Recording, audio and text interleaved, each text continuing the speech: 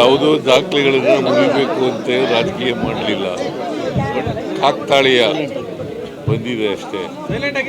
So Devaraja ಅರಸರವರು ಎಷ್ಟು ವರ್ಷ ಮಾಡಿದ್ದಾರೆ, ಎಷ್ಟು ದಿನಗಳು ಮಾಡಿದ್ದಾರೆ ಅನ್ನೋದು ಗೊತ್ತಿರಲಿಲ್ಲ.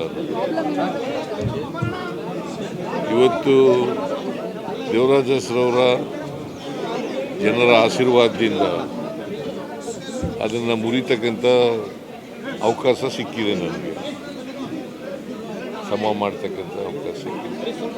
ನಾಳೆ ಆದರೆ ಅದು ಬ್ರೇಕ್ ಆಗುತ್ತೆ.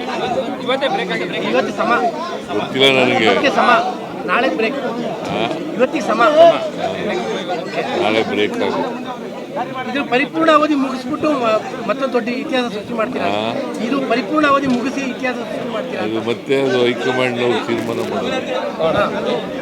ಹೈಕಮಾಂಡ್ನವ್ರು ಯಾವಾಗ ತೀರ್ಮಾನ ಮಾಡ್ತಾರೆ ಅಂತ ಗೊತ್ತಿಲ್ಲ. ವಿಶ್ವಾಸ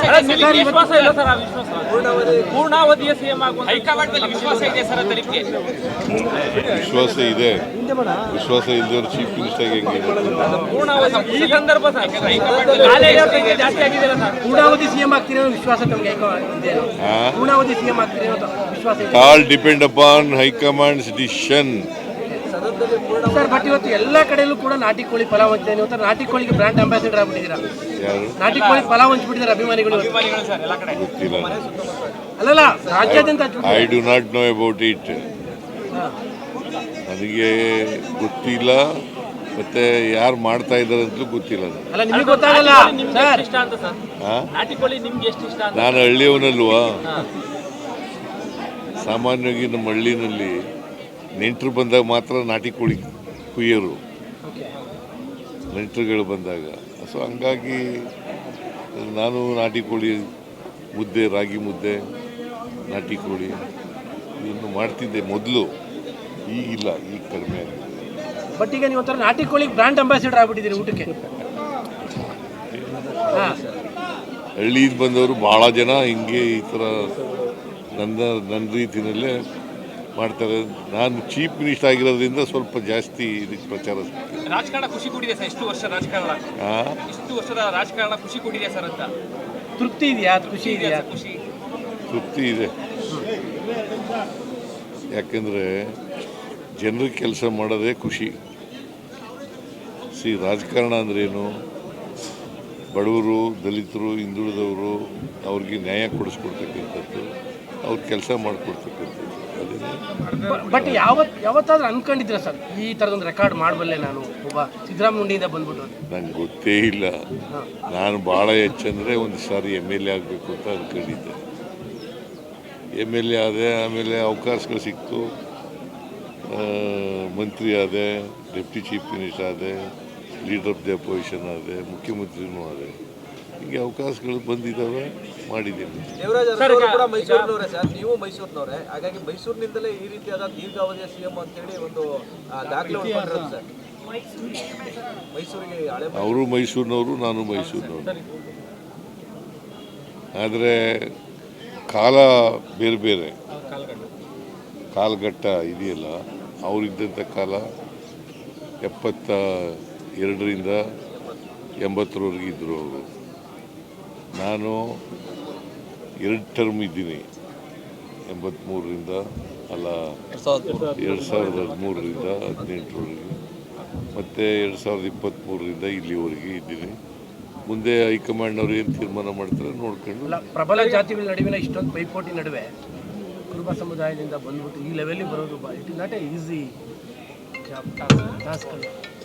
ಜನರ ಆಶೀರ್ವಾದ ಅಂತ ಹೇಳಿದ್ನಲ್ಲ ಸರ್. ಈಗ ರಾಜಕಾರಣದ ಪ್ರಮುಖ ಘಟ್ಟದಲ್ಲಿದ್ದೀರಿ, ಜನಕ್ಕೆ ನಾನು ಇನ್ನೂ ಮಾಡಬೇಕು ಇಂಥದ್ದೊಂದು ಪ್ರಮುಖವಾದ ವಿಚಾರಗಳನ್ನ ಇಟ್ಕೊಂಡಿದ್ದೀನಿ. ನೋಡಪ್ಪ, ಸಮಾಜದಲ್ಲಿ ಇನ್ನೂ ಅಸಮಾನತೆ ಇದೆ. ಅಸಮಾನತೆ ಹೋಗೋವರೆಗೂ ನಾವು ಸಾಮಾಜಿಕ ಎಲ್ರಿಗೂ ನ್ಯಾಯ ಸಿಕ್ಕವರೆಗೂ ಹೋರಾಟ ಮಾಡ್ತಲೇ ಇರ್ತೀವಿ, ಮತ್ತು ಆ ಜನಗಳ ಕೆಲಸ ಮಾಡ್ತಲೇ ಇರ್ತೀವಿ. ಸಾಕಷ್ಟು ಪ್ರೋಗ್ರಾಮ್ ಕೊಟ್ಟಿದ್ರಲ್ಲ ಸರ್, ಈಗ ನೀವು ಇನ್ನೂ ಜನಕ್ಕೆ ಈ ತರದ್ದು ಇನ್ನೂ ಮೈಸೂರಿಗೆ ಅಥವಾ ರಾಜ್ಯಕ್ಕೆ ಹೊಸ ಈ ಬಾರಿ ಬಜೆಟ್ನಲ್ಲಿ ಬಂದ ಮೇಲೆ ನೋಡಿ. ರಾಜ್ಯಕ್ಕೆ ಬಳ್ಳಾರಿಯ ವಿಚಾರದಲ್ಲಿ ಈಗ ಏನಾದ್ರು ಪ್ರತ್ಯೇಕ ತನಿಖೆಯ ವಿಚಾರದಲ್ಲಿ ತೀರ್ಮಾನ ಆಗ್ತಾ ಇದೆ. ನಾನು ಇವ್ರ ಜೊತೆ ಹೋಮ್ ಮಿನಿಸ್ಟರ್ ಜೊತೆ ಮಾತಾಡ್ತೀನಿ. ಗೊತ್ತಿಲ್ಲ ನನಗೆ. ಈಗ ಇನ್ವೆಸ್ಟಿಗೇಷನ್ ನಡೀತಾ ಇದೆ. ಸೊ ಇನ್ವೆಸ್ಟಿಗೇಷನ್ ನಡೆದು ಈಗ ಕೆಲವ್ರನ್ನೆಲ್ಲ ಅರೆಸ್ಟ್ ಮಾಡಿದ್ದಾರೆ. Investigation is going on. Investigation ಮಾಡಲಿ. ಅಲ್ಲ, ಕುಮಾರಸ್ವಾಮಿ ಅವರು ನಿನ್ನೆ ಯಾಕೆ 2 ಬಾರಿ ಪೋಸ್ಟ್ ಮಾರ್ಟಮ್ ಮಾಡಿದ್ರು, ಏನು ಇದರಿಂದ ಉದ್ದೇಶ, ಏನೋ ದುರುದ್ದೇಶ ಇದೆ ಅನ್ನುವಂಥದ್ದು ಆರೋಪಗಳನ್ನ ಮಾಡಿದ್ದಾರೆ. ಸಿಬಿಐ ತನಿಖೆ ಯಾವಾಗಲೂ JDSನವರು BJPಯವರು ಕಾನೂನು ರೀತಿ ಮಾತಾಡಲ್ಲ, ಅವ್ರು ರಾಜಕೀಯವಾಗಿ ಮಾತಾಡಲ್ಲ. ಅವ್ರು ರಾಜಕೀಯವಾಗಿ ಹೇಳಿದ್ದಾರೆ, ನೋಡೋಣ. ಸರ್, ನಿನ್ನೆ ವೇಣುಗೋಪಾಲ್ ಅವರನ್ನ ಭೇಟಿ ಮಾಡಿದ್ರಿ.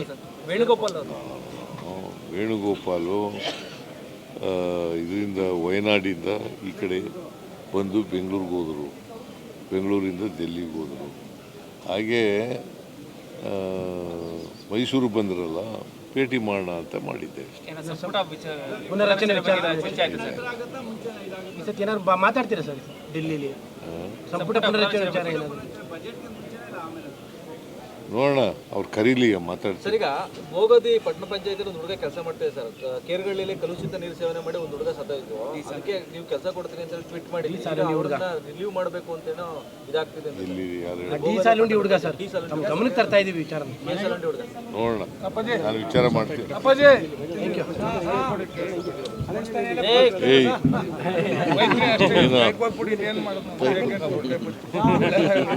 ಮುದ್ದುಂಡಿಯವನು